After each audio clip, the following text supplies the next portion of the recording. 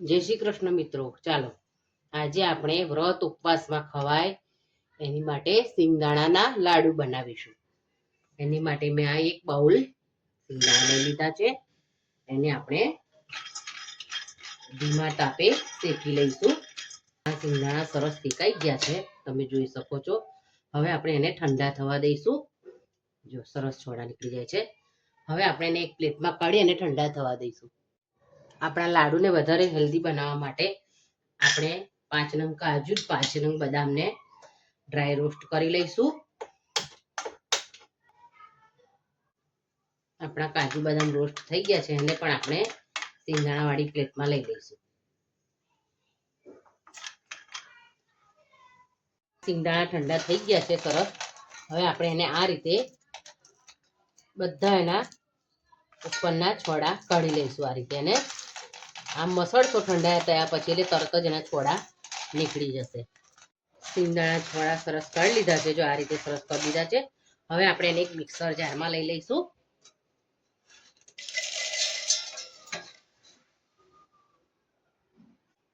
આપણે જે કાજુ બદામ શેક્યા હતા એ પણ આપણે લઈ લઈશું. હવે આપણે એને ગ્રાઇન્ડ કરી લઈશું. સિંગદાણાનું મિશ્રણ આપણું પીસાઈ ગયું છે. હવે આપણે એને એક પ્લેટમાં લઈ લઈશું. તો તમે જોઈ શકો છો આપણું મિશ્રણ સરસ થઈ ગયું છે. હવે આપણે જે બાઉલ ભરીને સિંગદાણા લીધા હતા એ બાઉલ અડધું બાઉલ આપણે સાકર લઈશું. મેં અહીંયા ખડી સાકર લીધી છે. તમે ખાંડ પણ લઈ શકો છો અને ગોળ પણ લઈ શકો છો. પણ ઉપવાસમાં ઘણા લોકો ગોળ ખાતા નથી હોતા, એટલા માટે મેં ગોળ નથી ઉમેર્યો. આ રીતે બરાબર મિશ્રણને આપણે મિક્સ કરી લેવાનું છે.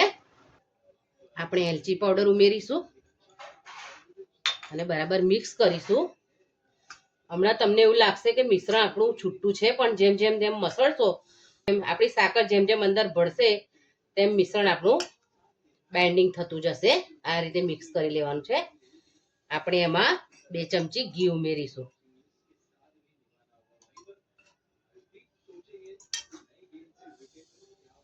અત્યારે પુરુષોત્તમ માસ ચાલી રહ્યો છે, તો ઘણા લોકો આખો મહિનો ઉપવાસ કરતા હોય છે.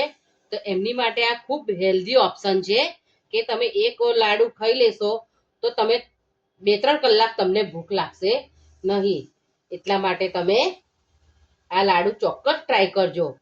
અને મારી વાનગી બનાવવાની રીત તમને ગમે તો તમે મને કોમેન્ટ જરૂર કરજો, તો મને પ્રોત્સાહન મળશે બીજા વિડીયો બનાવવાની. અને કોમેન્ટ તો જરૂર કરો તો મને ખબર પડે કે તમને મારી રેસિપી ગમે છે કે નહીં. જો વાતો વાતોમાં આપણું મિશ્રણ સરસ તૈયાર થઈ ગયું છે. આ રીતે જો આપણે એક વાર લાડુ વાળી જવાનું, આપણું બાઇન્ડિંગ સરસ તૈયાર થઈ ગયું છે. જો હવે આપણે લાડુ વાળી લઈશું. એની માટે આ કોઈ બી હવે આપણી પાસે ચમચો હોય કે ગમે તે એનું આ માપ આપણે આ રીતે સેટ કરી લેવાનું છે. તો આપણે એક સરખા લાડુ બનશે. તો આ રીતે ભરી અને આમ લઈ લે. જો પછી આનો લાડુ આપણે આમ ગોળ ગોળ ગોળ ગોળ કરતા આ રીતે આપણે એનો લાડુ તૈયાર કરી લેવાનો છે. આ રીતે આપણે બધા લાડુ તૈયાર કરી લેવાના છે. મારા દર્શીલને પણ મન થયું છે બનાવવાનું, એટલે દર્શીલ પણ લાડુ બનાવે છે. મારા દર્શીલને પણ લાડુ બનાવવાનું મન થયું છે. ને બા એવું કહેતો હતો એટલે મેં એને પણ બનાવવા દીધા છે.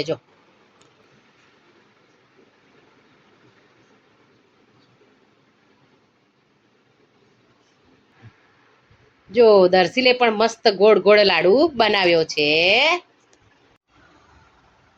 તો તૈયાર છે આપણા સિંગદાણાના લાડુ. તમે એને એમ જ ખાઈ શકો છો, પણ તમારે ગાર્નિશ કરવું હોય તો આ રીતે તમે બદામથી પણ એને ગાર્નિશ કરી શકો છો. અને દરેકે દરેક ઉપવાસમાં આ લાડુ તમે ખાઈ શકો છો.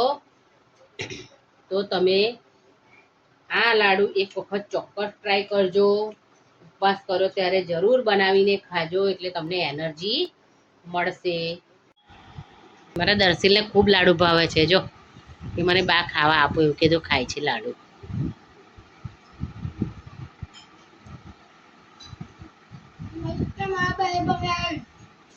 તમે પણ ઉપવાસમાં બનાવજો અને ખાજો. મારા બાને ચેનલને લાઈક અને સબસ્ક્રાઇબ અને કોમેન્ટમાં બનીને કહેજો કેવો બન્યો. Thank you.